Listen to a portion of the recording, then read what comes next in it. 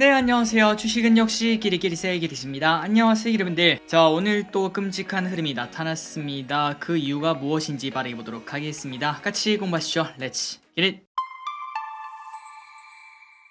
빠르게 내용을 보도록 하겠습니다. 오늘 코스피 2.1% 하락, 코스닥은 0.8% 하락으로 오늘 장 중반까지만 해도 코스닥은 빨간불을 켜고 있었는데, 하지만 결국 장이 끝날 때는 둘 다 마이너스로 끝난 걸 확인할 수 있습니다. 다만 그 와중에 코스닥은 낙폭이 그렇게 크진 않았다는 거, 상승 종목도 꽤나 있다는 거는 조금은 위안이 될 수 있겠네요. 그래서 결국 코스피 차트는 여전히 답이 없는 흐름을 나타내고 있습니다. 사실 개별 종목이 이런 흐름을 나타내면은 이거는 건들지도 말아야 되는 그런 차트라고 볼 수 있는데요. 그래서 결국 앞으로도 이게 언제쯤 좋아질까라는 걱정을 계속 해볼 수밖에 없을 것 같습니다. 그리고 매동도 나빴습니다. 개인만 9천억 매수, 외국인 3천억 매도, 기관 6천억 매도, 연기금 500억이나 매도합니다. 그리고 코스닥 매동은 그냥 보통이었습니다. 개인만 600억 매수, 외국인 400억 매도, 기관 보합, 그리고 연기금은 300억이나 매수했습니다. 다음으로 연기금 순매 사인을 보도록 하겠습니다. 자, 아까 보다시피 오늘 연기금은 500억을 매도했는데요. 하지만 그 와중에 셀트리온, LG엔솔, 네이버, 크래프톤, 카카오뱅크를 각각 100억원 넘게씩 매수하는 걸 확인할 수 있습니다. 그렇기 때문에 종목별로 조금 온도 차이가 있었다고 볼 수 있고, 그리고 여러분들이 지금 딱 보다시피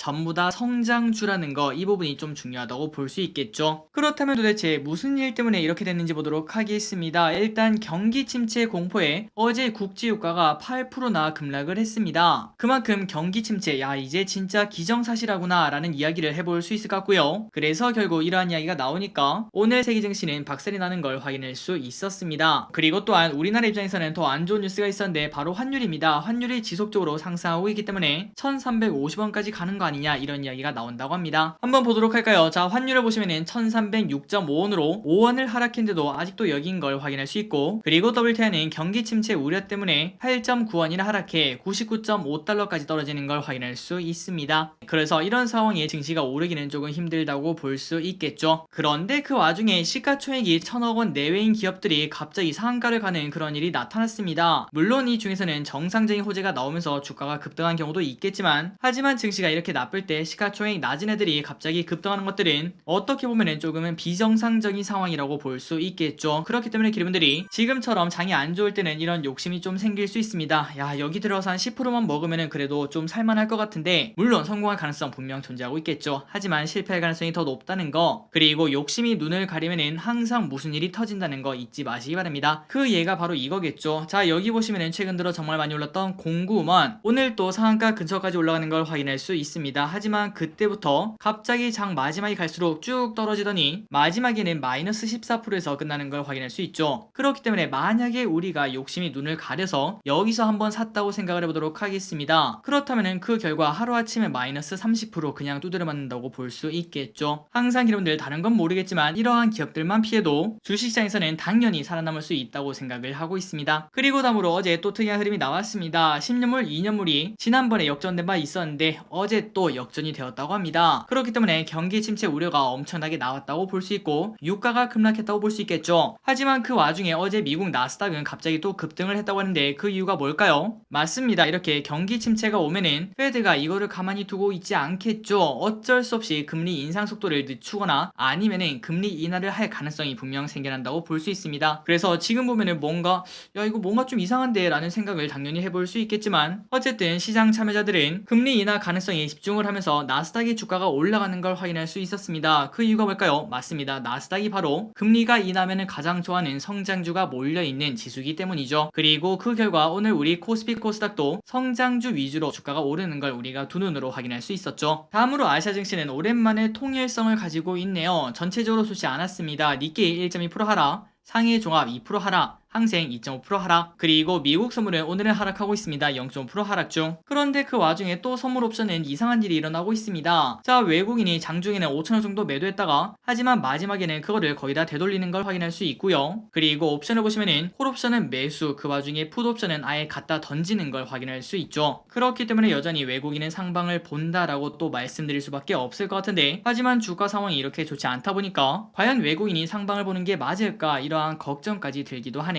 어쨌든 오늘 외국인의 풋옵션 매도량은 절대 적지 않다는 거는 꼭 참고를 해봐야 될 것 같습니다. 오늘의 쇼핑을 보도록 하겠습니다. 개인, 삼성전자, SKIT, 레버리지, 기아, 삼성물산, SK이노베이션, 삼성중공업, 현대미포조선, 하나솔루션, 일동제약, 현대차를 매수합니다. 그리고 외국인은 SK하이닉스, OCI, 레버리지, LNF, SK텔레콤, LG디스플레이, 위메이드, 하나금융지주, 카카오, S-Oil, 카카오뱅크를 매수하고요. 마지막으로 기관은 셀트리온, 네이버, 카카오, 카카오뱅크, LG엔솔, SKT를 매수합니다. 자, 기관의 매수만 봐도 셀트리온, 네이버, 카카오, 카카오뱅크, LG엔솔루션 이러한 기업들 전부 다 상승 마감한 걸 확인할 수 있고, 그리고 이 기업들의 공통점은 바로 성장주라는 걸 우리가 확인할 수 있죠. 물론 조금 더 시간이 지나봐야 알 수 있겠지만 지금부터는 시장의 색깔이 조금 바뀐 거 아니냐, 성장주 위주로 좀 반등이 나오는 거 아니냐, 이런 얘기가 나온다고 합니다. 다음으로 주일증을 보도록 하겠습니다. 내일은 중요한 날이네요. 삼성전자 잠정 실적이 발표가 됩니다. 그리고 금요일에는 미국 6월 고용 동향 보고서가 발표가 된다고 합니다. 이게 진짜 중요하겠죠.